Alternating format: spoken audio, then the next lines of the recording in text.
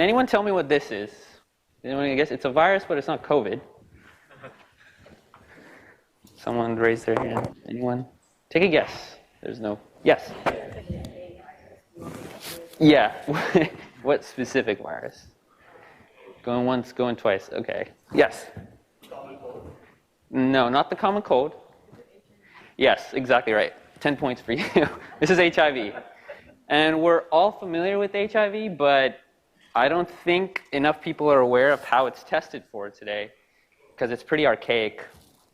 If you were to walk up to your local STD screening clinic, they would probably give you one of these tests, a rapid test. It takes a few drops of blood from your finger, gives you a result in 15 to 30 minutes, except it comes with a catch, because these tests do not directly detect HIV. And as a result, if you test positive, you need to have a second confirmatory test done to give you the true status of your infection. Now, this confirmatory test ends up going to a lab hundreds of miles away. And by the time you hear back, it could be anywhere between 7 to 10 days. Now, aside from the anxiety of sitting there for 7 to 10 days of you not knowing if you have HIV or not, from a public health perspective, 7 to 10 days is an eternity. That's more time for HIV or the virus to continue to spread throughout the community, making curbing it that much harder. And so really then the goal would be, the economic burden of STIs speaks for themselves. HIV alone costs the US healthcare system $14 billion. So the solution would be to have these direct viral load tests. My clicker works, there we go. These viral load tests that directly detect presence of virus in blood. And many have tried developing these tests, but they're ultimately foiled by something that you wouldn't expect, an erythrocyte, which is a fancy way of saying a red blood cell. Red blood cells make up to 50% of the volume of blood. The rest of it is plasma, which is where all the information is. Blood cells can't tell you if you have an infection or not, but the plasma can. And so in order to get every blood test is actually a plasma test. So you need to remove the red cells before you even get started. And it turns out there's so many of them, and they're so big and clunky that just leaving them in is not an option, because their presence alone can make a test unusable for point-of-care testing situations. Normally, you get rid of them with the centrifuge. Now, anyone here who's worked in a lab knows what a centrifuge is. It's a great way to spin down the cells and start the test. But those people would also tell you that these things don't really work outside of the lab. They're not appropriate for use in point-of-care settings, and they're because of their relative size and skill required to operate them. So we're kind of in a tough situation, because the need for red cell removal has ultimately limited our ability to build better diagnostic tests for the point of care. And centrifugation is being a key part of it has really limited our ability to test for infectious diseases. That's exactly what we were thinking when we developed the Hermes, which is our namesake. It's a technology I developed as part of my PhD at Cornell University. It's a long, confusing acronym, but I'm pretty proud of it, if I say so myself. We essentially figured out that we could take tiny little magnetic beads and design them so that they capture the surface of red cells. So what you see here is essentially when the sample is exposed to a magnetic field from a dollar magnet, you get clear separation of plasma and red cells within a few seconds. And this is the basis of our first product, which is what we're calling the Century blood collection tube. It's a microscale blood collection tube that also has the inherent capability to remove the cells once the collection is done. And using it is really that simple. All you need to do is collect the sample, drop it in, mix it up with the beads, and put it in the field of a magnet. Once you're done with the test, you could take the plasma out with the capillary tube that you see over there and throw it away. The magnet stays. That's the beauty of magnets. They are forever. And so once you have plasma in a portable, accessible setting, which, by the way, it comes at a fraction of the cost and time of what a centrifuge would do, there's a couple cool things that are now possible. First is you can make existing infectious disease tests, rapid tests, more accurate.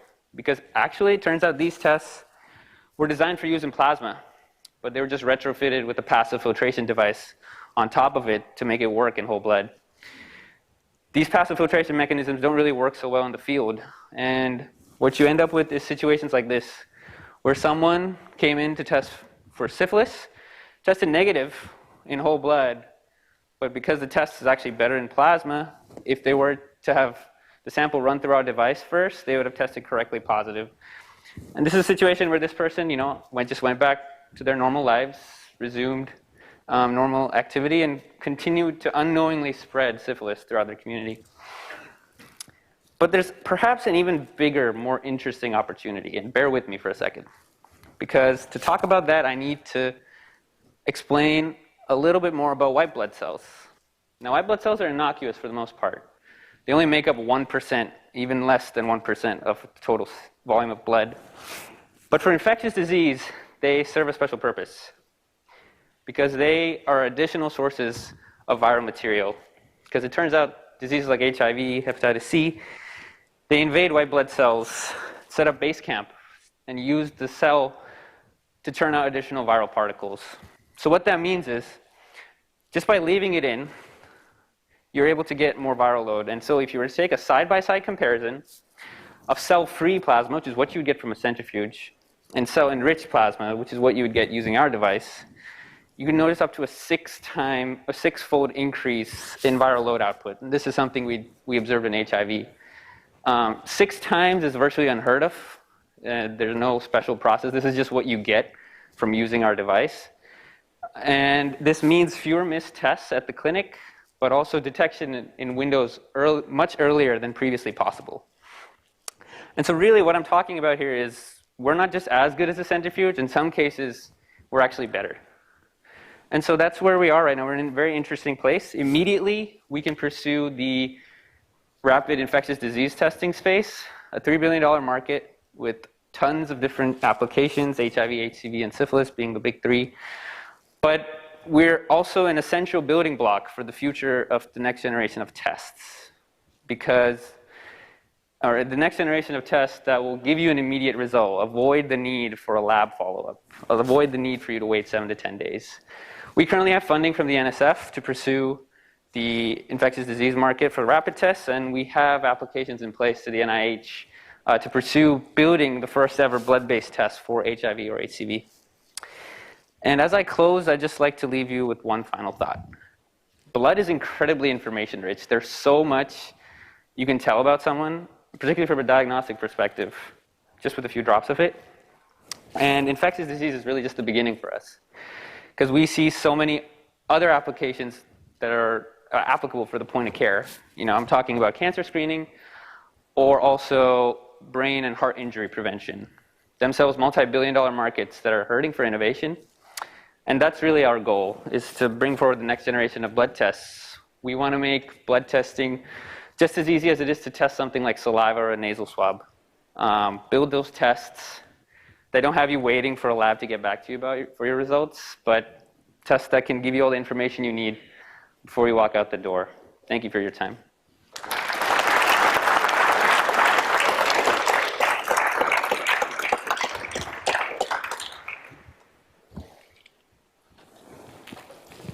Okay. What led you to start with HIV? Yeah, infectious disease in particular is super interesting. So we're a blood-based sample processing company. So we were looking at targets that having immediate information and diagnosis would make a significant difference. So there's a bunch of different things you can test for blood, but there's maybe more than a handful of applications where immediate diagnosis is really the difference maker. So HIV was interesting because of the white blood cells. We actually have a competitive advantage over even the centrifuge, which is something you can't even use right now. So that's really what we're finding is a strong value proposition to pursue, because we're the only ones who can do it and make existing tests better. Got it. Thank you. And the idea is that it'll be used by MDs? Not MDs. So point-of-care testing, when you think of point-of-care testing, you think of lower-grade clinics. Ithaca has one, the Tompkins County STI Center. It's downtown. It's just like a house with a room in it. So there's not a lot of equipment and trained personnel. So it's really phlebotomists and people who are like that, technicians is the term of art. They would be using it during the tests, and then ultimately we would build the full test that also would be applicable to those settings. Thank you. Is this something that like a lab corp or some existing testing facility would buy your technology and buy into and integrate, or do you see this really more on the ground testing efforts, whether that's globally or community based?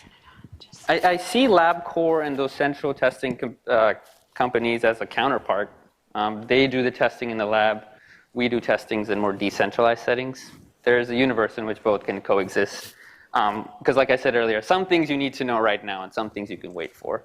And we are really focused on the things that you need to know right now. And LabCorp inherently can't do that because it's sent off to the lab. Anything else from the judges? Audience, any questions? Yeah. So I'm curious about like the disposal of the actual testing.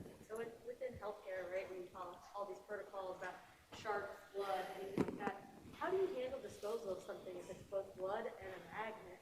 That makes things difficult, especially if you're looking at small facilities that aren't using, you know, they may not have the deal that a hospital has to handle all of their disposal. So would you tell that small one-room clinic, this is how you get rid of a magnet with blood and food?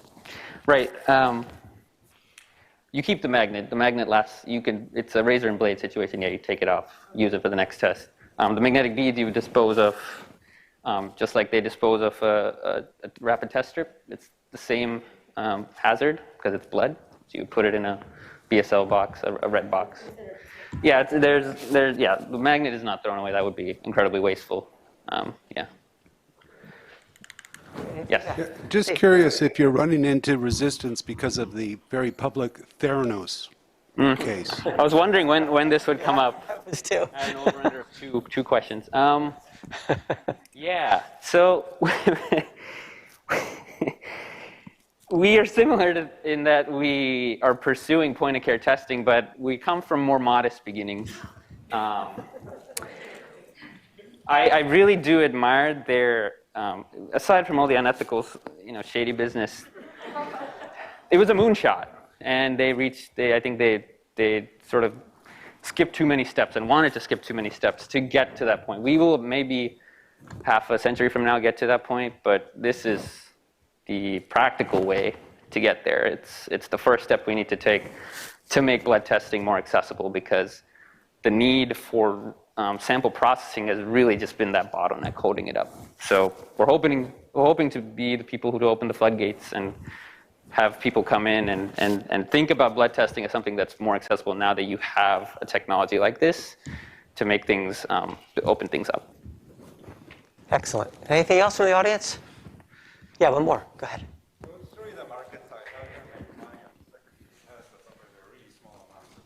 Yeah, so that's really why we're starting small, and we have about $1.5 million in funding from the NSF to just pursue the core device. But really, there's two ways to think about it. We could wait around and wait for someone else to build a better test, or we could do it ourselves, and the latter is far more interesting to me.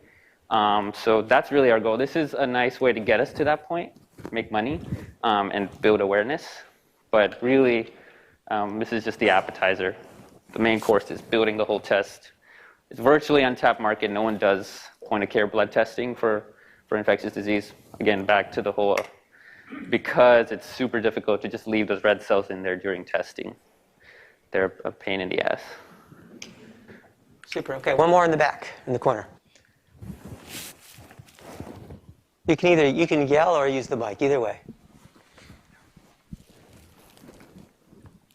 I have a question. So have you explored the paper centrifuges? I know those cost like 20 some cents.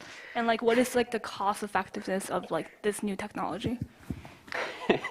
Whenever I get asked that question, I always think, just put yourself in, just imagine a situation where you go to a clinic, you give your sample, and they sit there with their little paper centrifuges getting ready It's a really cool idea and demonstrates the importance, again, of red cell removal, but it's not a device.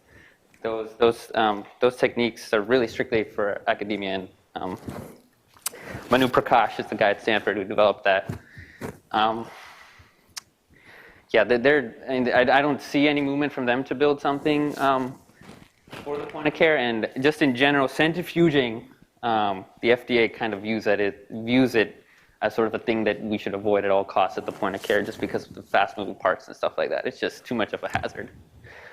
So the practicality from that perspective is much lower than just using something that there's no moving parts. It looks like something that you would use anyway, and make that seems to be a more logical solution in my opinion. I'm slightly biased, but. We can tell, but that's okay. As well you should be. Okay, great hand for Hermes and also for the others.